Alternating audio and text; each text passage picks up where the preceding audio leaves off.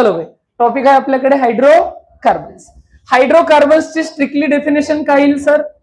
नावातच आहे, हायड्रोजन आणि carbons, the compound which are purely made up of hydrogens आणि कार्बन्स. त्यात दुसरे शक्यतो हेटेरो ऍटम नको. मग अशा हायड्रोकार्बन्स जे कंपाऊंड ऑफ कशाने बनलेले आहेत सांगा? Compound of carbon and hydrogen purely, बर का, याच्यात दुसरे काही नसले पाहिजेत. कार्बन्स आणि हायड्रोजन्सचे कंपाऊंड आहे. ह्या हायड्रोकार्बन्सचं क्लासिफिकेशन बरंच मोठं आहे, पण आपण दोन बेसिक कॅटेगरीमध्ये याला कॅटेगराइज करतो रे. एक काहीतरी असतं सर ज्याला म्हणतात सॅच्युरेटेड हायड्रोकार्बन्स, बरोबर आहे की नाही रे? आणि एक काय असतं माहितीये ना रे? अनसॅच्युरेटेड. Proud of you. मग मला सांगा, याच्यात जर कार्बन कार्बनचे सर्व सिंगल बॉन्ड असतील सॅच्युरेटेड, एक किंवा एकापेक्षा जास्त डबल किंवा ट्रिपल बॉन्ड असेल तर मग तो कंपाऊंड रिंग मध्ये असो किंवा ओपन चेन मध्ये असो किंवा ब्रांच असो. जर ऑल कार्बन कार्बनचे सिंगल बॉन्ड असतील, सर्वच, एक सुद्धा डबल बॉन्ड चालणार नाही, रिंग मध्ये पण चालतं, ओपन चेन मध्ये पण चालतं, त्याला आपण काय म्हणत असतो? सॅच्युरेटेड. त्याचं एक्झाम्पल म्हणजे अल्केन्स, बरोबर आहे की नाही? त्याचं एक्झाम्पल होतं अल्केन्स. आणि सिमिलरली सर, एक किंवा एकापेक्षा जास्त, वन ऑर मोर, तो जर अगर वन और मोर किंवा बोथ कसे कार्बन कार्बनचे डबल बॉन्ड असतील किंवा कार्बन कार्बनचे ट्रिपल बॉन्ड असतील, असं जर असेल तर आपण त्याला म्हणतो अनसॅच्युरेटेड. फक्त डबल बॉन्ड असेल तर त्याचं एक्झाम्पल वन होतं आपल्याकडे अल्कीन, प्राऊड ऑफ यू. आणि दुसरं काय रे? अल्काइन्स. अल्काइन्स, बरोबर आहे. याच्यामध्ये एक कॅटेगरी आपण सेपरेटच शिकणार आहोत. जर 6 मेंबरची रिंग आली आणि 3 अल्टरनेट डबल बॉन्ड, त्या फेमस मॉलिक्युलचं नाव, तर त्यांना आपण एरोमॅटिक कंपाऊंड्स असं म्हणत असतो. लिटरली बेन्झिनच नाही, थोडेसे वेगळे पण ते पण आपल्याला याच्यामध्येच येऊन जातात, अनसॅच्युरेटेड मध्ये येऊन जातात. सो अगेन तीच स्ट्रॅटेजी आपली असणार आहे. 5-6 स्लाइड शिकून घेऊयात आणि मग जसा 20 मिनिट वगैरे बाकी असतील त्या हिशोबाने आपण लिहायला सुरुवात करूया. नाही तरी पण आपण हे पण करू शकतो, ह्या सर्व स्लाइड्स मी सेव्ह करून टाकतो. जर कोणी तसं अब्सेंट राहिलं तर कोणाची नोटबुक घेण्याची गरज, हीच पीडीएफ मी त्यांना पण देऊ शकतो. मी सर्व एनिवेज व्यवस्थित लिहितोच आहे इकडे, तो असं पण करूयात. सो डबल वेने तो फायदा होऊन जाईल. तो चला सुरुवात करूयात. ऑफिशियल क्लासिफिकेशन आपण तर इन जनरल बघितलंच की क्लासिफिकेशनचे काय प्रकार होते. आता ऑफिशियल, अगेन हा चार्ट लर्न करायची गरज नाही. फिल इन दी ब्लँक्स देतात, म्हणजे हे ना, इथे ब्लँक देतात, इथे ब्लँक देतात, तिथे ब्लँक देतात. जर आपण लिटरली ते ट्राय केलं तर आपल्याला जमेल का? सहज बघूयात सुद्धा. सपोज काय केलं, हे इथे ब्लँक देऊन टाकलं, हे इथे ब्लँक देऊन टाकलं, इथे ब्लँक देऊन टाकलं आणि तिथे ए बी सी नावं दिली आणि म्हटलं अरे ओळखा रे, कुठे काय असेल? कॉमन सेन्स आहे. अनसॅच्युरेटेड, तिकडे काय असेल? सॅच्युरेटेड. इथे सॅच्युरेटेड तर तिथे अनसॅच्युरेटेड. आणि जर इथे नॉन एरोमॅटिक तर इथे एरोमॅटिक. तर मग इथे लर्न करायची काही गरज. हा चार्ट काही बोर्ड मध्ये वगैरे लिहायला येत नाही. बोर्ड म्हणजे काही 11th बोर्ड असतोच कुठे पण, आहे ना, तसा काही लिहायला येत नाही. मग आपण फक्त अर्थ समजून घेऊया. जेवढे पण जगामध्ये हायड्रोकार्बन्स होते आपण क्लासमध्ये घेऊन आलो. ज्या गोष्टीचा अभ्यास करायचा पहिले करा त्याला क्लासिफाय. 11th मध्ये सायन्स घ्यायचं होतं, पण आपण नीट वाल्या विद्यार्थ्यांना वेगळं प्रिपेअर करतोय, सीईटी वाल्यांना वेगळं, जेई वाल्यांना वेगळं. क्लासिफाय केलं ना आपण आधी, तर आपण आता यांना क्लासिफाय करू. सर्व कंपाऊंड्स एकत्र आणले. ओपन चेन वाल्यांना नाव दिलं एलिफॅटिक, नाव विसरायचं नाही, एलिफॅटिक. आणि जे ओपन चेन नव्हते म्हणजे सायक्लिक होते, त्यांना लिटरली म्हटलं सायक्लिक. मग परत जे ओपन चेन होते त्याला ब्रांच पण असू शकते बरं का, किंवा स्ट्रेट चेन पण असू शकते, त्याचे परत 2 क्लासिफिकेशन केले. जर कार्बन कार्बनचे फक्त सिंगल बॉन्ड असतील तर सॅच्युरेटेड, डबल किंवा ट्रिपल बॉन्ड असेल तर अनसॅच्युरेटेड, अल्किन आणि अल्काइन. परत त्या सॅच्युरेटेडचं पण अजून क्लासिफिकेशन केलं, एक स्ट्रेट चेन वाले आणि दुसरे ब्रांच वाले. इथे पण स्ट्रेट चेन वाले आणि ब्रांच वाले. मग गेलो आपण सायक्लिक कडे. त्यात पण जर रिंग मध्ये सर्व सिंगल बॉन्ड असतील तर सॅच्युरेटेड, जर रिंग मध्ये एक किंवा एकापेक्षा जास्त डबल किंवा ट्रिपल बॉन्ड आले तर अनसॅच्युरेटेड. आपण परत अनसॅच्युरेटेडला फर्दर क्लासिफाय केलं. बेन्झिन सारखे दिसणारे, आता बेन्झिन सारखे दिसणारे म्हणण्यापेक्षा तुम्हाला मोर प्रिसाइजली जे हकल्स रूल फॉलो करतात त्यांना आपण काय म्हणतो? एरोमॅटिक. याच्यात अजून पण एक ग्रुप येऊ शकतो, कुठला वाला रे? अँटी एरोमॅटिक. कारण की आता आपलं शिकून झालंय ना सर, है ना, कारण की नॉन एरोमॅटिक आणि अँटी एरोमॅटिक सेम नाही. इथे हकल्स रूल फॉलो झाला पाहिजे. कोण सांगेल का मला पाय इलेक्ट्रॉनची बेरीज किती पाहिजे? Proud of you R 4n+2 पाय इलेक्ट्रॉनची सम. आणि ट्रिक वाईज पाय इलेक्ट्रॉनच्या पेअर कशा पाहिजेत, इलेक्ट्रॉन पेअर ऑड पाहिजेत. क्या बात आहे, आठवलं ना तुम्हाला, व्हेरी गुड. आणि मग तसं अँटी एरोमॅटिकला काय होतं रे, 4n पाय इलेक्ट्रॉन पाहिजेत आणि ट्रिक नुसार इव्हन पाय इलेक्ट्रॉनच्या पेअर पाहिजेत है ना, इव्हन पेअर्स पाहिजेत. असे मॉलिक्यूल जे सायक्लिक तर आहेत पण एकतर प्लेनरच नाहीत किंवा कम्प्लीट कॉन्ज्युगेशनच नाही किंवा मग हे फॉलो होतच नाही, तर त्यांना आपण काय म्हणतो, नॉन एरोमॅटिक म्हणत असतो. तर हा झाला बेसिक क्लासिफिकेशनचा चार्ट, ज्याला पूर्ण लर्न करायची गरज नाही. एक क्वेश्चन सीईटीत येतो. सीईटीत कसा प्रश्न येतो ह्या चार्ट वरून ते तुम्हाला सहज सांगतो. तुम्हाला विचारतात की सपोज नॅप्थॅलिन आहे, चित्र देत नाही तर ते फक्त नाव सांगतात. तुम्हाला माहिती आहे आता नॅप्थॅलिन म्हणजे काय, 2 बेन्झीन रिंग साइड साइडला, खरे ना. नॅप्थॅलिन इज अ डॅश. मग ऑप्शन देतात सॅच्युरेटेड एलिफॅटिक किंवा सॅच्युरेटेड अलिसायक्लिक किंवा एरोमॅटिक बेन्झेनॉइड.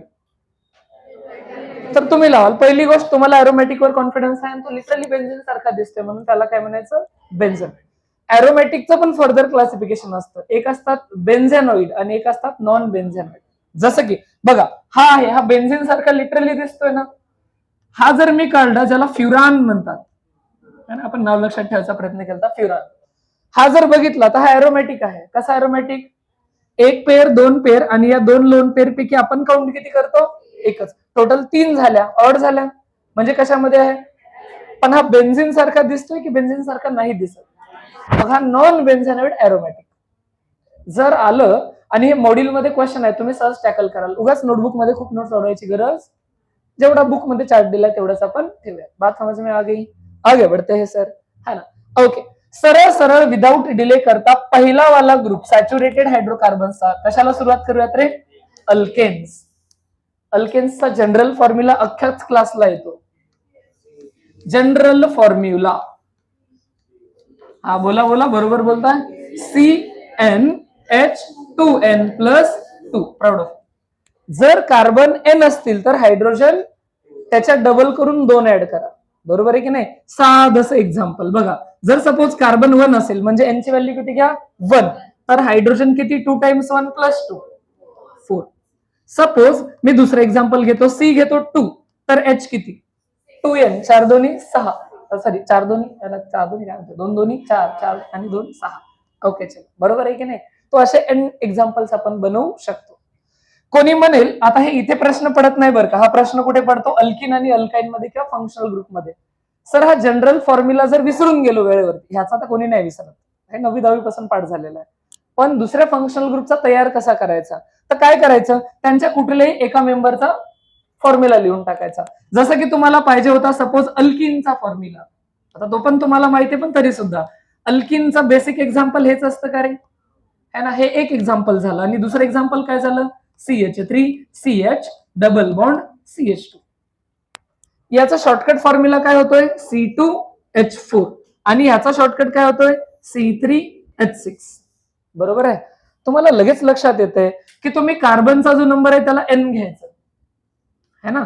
कार्बनचा नंबर जर 2 घेतला तर हायड्रोजन किती येत आहे, डबल, म्हणजे 2n. जर हे 3 घेतले तर ते किती येत आहे, मग CnH2n. झालं काम. लक्षात आलं ना कसा फ्रेम करायचं ते. तर अशा पद्धतीने आपण लॉजिक लावू शकतो. जेव्हा याला n घेतलं तर हा 2n येतो ना, डबल येतं.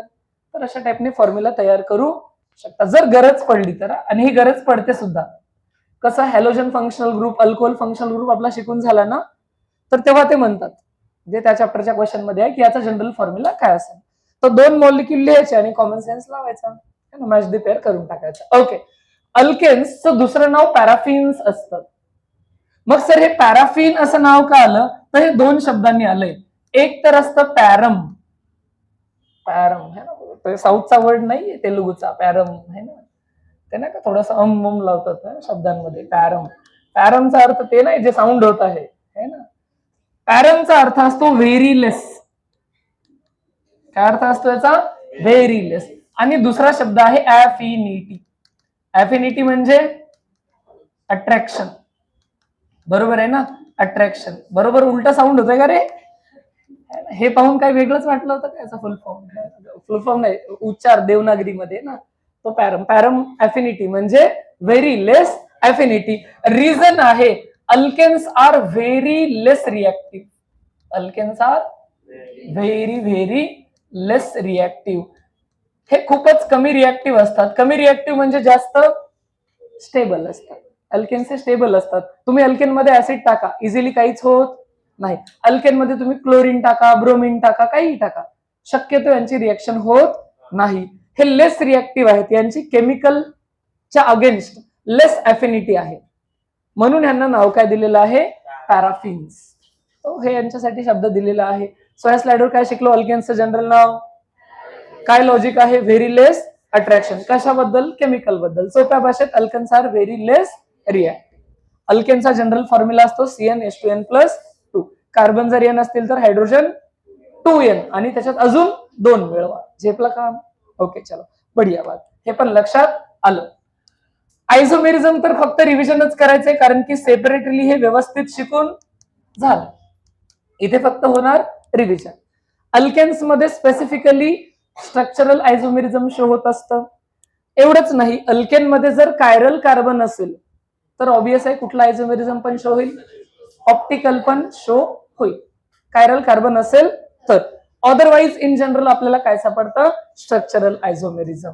बरं, तुम्हाला काय वाटतं रे, अल्केन्स मध्ये स्ट्रक्चरल पैकी काय काय शक्य वाटतं? जसं स्ट्रक्चरलचे प्रकार आठवतात ना, नावच लिहून टाकूयात एकदा. स्ट्रक्चरल मध्ये काय काय असतं सांगा? Chain isomerism, very good. अजून पोझिशन आयझोमेरिझम. अजून काय असतं रे? Functional group. इथे ठीक आहे, आपण लिहून ठेवूयात. फंक्शनल ग्रुप आयझोमेरिझम पण असतं. अजून काय असतं? मेटामेरिझम असतं. Okay sir. आणि अजून काय असतं? टोटोमेरिझम पण असतं. रिंग चेन पण असतं ना? ओके, टोटोमेरिझम असतं आणि रिंग चेन पण असतं. आता तुम्हाला अशी अट आहे की जे कोणी आयझोमर तुम्हाला बघायचे ते अल्केन्सच ठेवायचे, बरोबर आहे? मग याच्यातले कोण कोण इलिमिनेट होतात? मेटामेरिझमचं लॉजिक बसत, फंक्शनल ग्रुपचं लॉजिक बसत, अल्केनच ठेवायचे. फंक्शनल ग्रुपमध्ये तर फंक्शनल ग्रुपच डिफरन्स. टोटोचा संबंध नाही, रिंग चेनचा संबंध नाही, कारण की तुम्हाला मॉलिक्यूल स्ट्रिक्टली अल्केनच ठेवायचा आहे. आता किती शक्य आहेत? फक्त नो डाऊट 2च शक्य आहेत. एक साधंसं एक्झाम्पल दिलं रे तुम्हाला आणि विचारलं की हे 4 कार्बन होते, आता इथे अशी ब्रांच लावली, कुठल्या टाईपचे आयझोमर? Position, chain. रिकॉर्ड हो रहे हो, नाम खराब कर रहे हो मेरा तुम लोग. Chain isomerism. लक्षात ठेवा, हे जे स्ट्रक्चरल आयझोमर असतात ना, ह्याचे पहिले 3 प्रकार, जे नाव आहे ना ते वेगळं पाहिजे. चेन मध्ये काय वेगळं पाहिजे? चेनच वेगळी पाहिजे. चेन कशी वेगळी ओळखायची? नॉमेनक्लेचर देऊन बघायचं. ह्याला नॉमेनक्लेचर दिलं तर 1 2 3 4, ह्याच्या चेन मध्ये 4 आले, पण ह्याच्या चेन मध्ये किती आले? मग चेन वेगळे, ह्याला पोझिशन म्हणू शकत नाही. So this is the example of chain isomerism. लक्षात राहील ना बे? ओके. जर सपोज मी एक्झाम्पल 2 तुम्हाला दिलं आणि त्याच्यामध्ये मी समहाऊ असं काहीतरी काढलं, 5 कार्बनला एक ब्रांच इथे लावली आणि 5 कार्बनलाच एक ब्रांच इथे लावली, आता हे पोझिशन आयझोमर. पोझिशन आयझोमेरिझम मध्ये चेन सेम असते. 1 2 3 4 5, 1 2 3 4 आणि 5, दोघांची चेन सेम आहे सर, फक्त ब्रांचची पोझिशन बदलली. तर चेंज पोझिशन मध्ये झाला, तर नो डाऊट हे कशाचं एक्झाम्पल आहे? पोझिशन आयझोमरचं एक्झाम्पल आहे. आणि एवढंच नाही रे, आपण तर आयझोमर, टोटल आयझोमर काढायला पण शिकलोय. जसं मी तुम्हाला म्हटलं, लगेच तुम्हाला सपोज ट्राय करायचं असतं की एक फॉर्म्युला दिला मी C5H12, अल्केनचाच फॉर्म्युला आहे का? जस्टिफाय करा बरं. बरोबर ना? 2n+2, 5च्या डबल 2 10 आणि बरोबर. आता याचे टोटल किती स्ट्रक्चरल आयझोमर पॉसिबल आहेत? टोटल किती? तर आपण काय करायचं सांगा बरं याची हिंट. सर्वात पहिले एक स्ट्रेट चेनचा घ्यायचा, मग त्याच्यानंतर एक कार्बन कमी करायचा आणि त्याची ब्रांच लावायची. इथेच येईल का रे? जर मी ही ब्रांच इथे लावली तर काय खूप फरक पडला का? व्हेरी गुड, सेमच आहे. नाव देऊन बघायचं. कोणी म्हणेल ना सर मी असं लिहिलं तर काही वेगळं होईल का? हे दोन्ही सेमच आहेत रे. ह्याला इकडून नंबर येतो तर 2 मिथाइल आहे, ह्याला इकडून नंबर येतो, तर हे दोघांची काउंटिंग एकच वेळा घ्यायची. सो हे काढण्यात काही लॉजिक नाही. आता पुढचा ऑप्शन, अजून एक कार्बन कमी करा, 3च कार्बन ठेवा. आता उरले किती? 2. दोन पैकी एक जरी कॉर्नरला लावला तर ह्याचा विचार करून झालाय. आता दोन्हीचे दोन्ही मधात लावावी लागतील.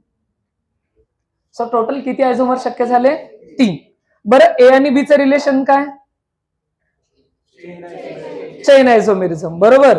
बी आणि सी चं रिलेशन? ए आणि सी चं रिलेशन? चेनच. हे सर्व चेनचेच प्रकार आहे. त्याच्यात पोझिशनचं एक्झाम्पल शक्य नाही. पोझिशनचं एक्झाम्पल घेण्यासाठी तुम्हाला 6 कार्बनकडे जावं लागेल, मजबुरी आहे. लक्षात आलं का? ओके. तर ह्याचे मॅक्झिमम किती पॉसिबल झाले? 3 पॉसिबल झाले. That's it. तर तुम्हाला हे आयझोमेरिझमचं रिव्हिजन डन आहे. लक्षात आलंय? ओके. क्वेश्चन हा येण्याचे चान्सेस आहेत नीट मध्ये. हा वाला क्वेश्चन कसा की how many total structural isomers are possible for the alkane having C5H12 formula. तर मग आपण ट्रायल अँड एरर शिकलोय ना. आधी सर्वात जास्त कार्बन घ्यायचे, मग एक कमी करून जो उरलाय त्याला इकडे तिकडे जोडून बघायचं.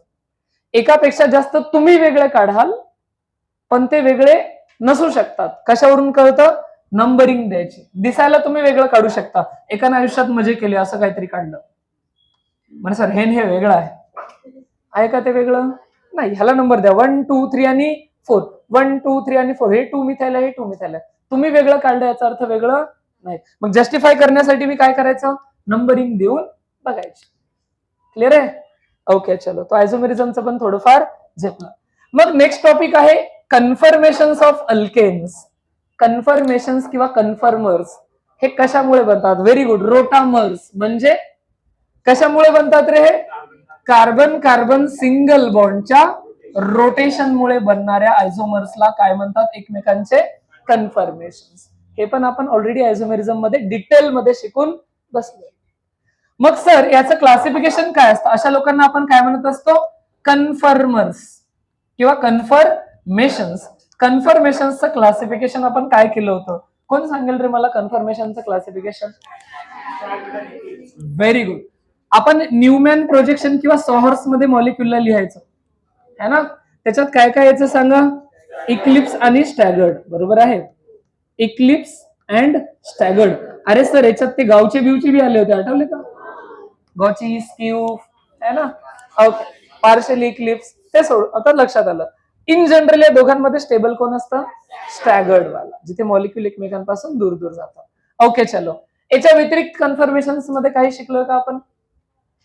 अल्केन्स मध्ये काय आपण कन्फर्मेशन्स ऑफ सायक्लोहेक्झेन शिकलोय? Confirmations of, very good. आठवलं ना? आपण त्याच्यामध्ये म्हणलं होतं की सायक्लोहेक्झेन हा लिटरली प्लेन मध्ये नसतो. त्याचं मोस्ट स्टेबल कन्फर्मेशन आपण शिकलो होतो. कुठलं होतं रे? चेअर फॉर्म मध्ये. बरोबर आहे ना. सर्वात अनस्टेबल कुठलं होतं आठवतं का? बोट वालं, मग हाफ चेअर आणि आठवले का कन्फर्मेशन्स? तर तो वाला कन्सेप्ट म्हणजे कन्फर्मेशन्स. कारण की हे पण कार्बन कार्बन सिंगल बॉन्डच्या रोटेट होण्यामुळेच झाले. हे पण कार्बन कार्बनच्या सिंगल बॉन्डच्या रोटेशनमुळेच झालेत. आपण यांना शब्द वापरला होता कन्फर्मेशन्स. ऑलरेडी डिटेल मध्ये शिकलो. इथे फक्त फॉर्मॅलिटी केली ना. सिक्वेन्स टेक्स्ट बुकला आपल्याला स्किप नाही करायचं काही.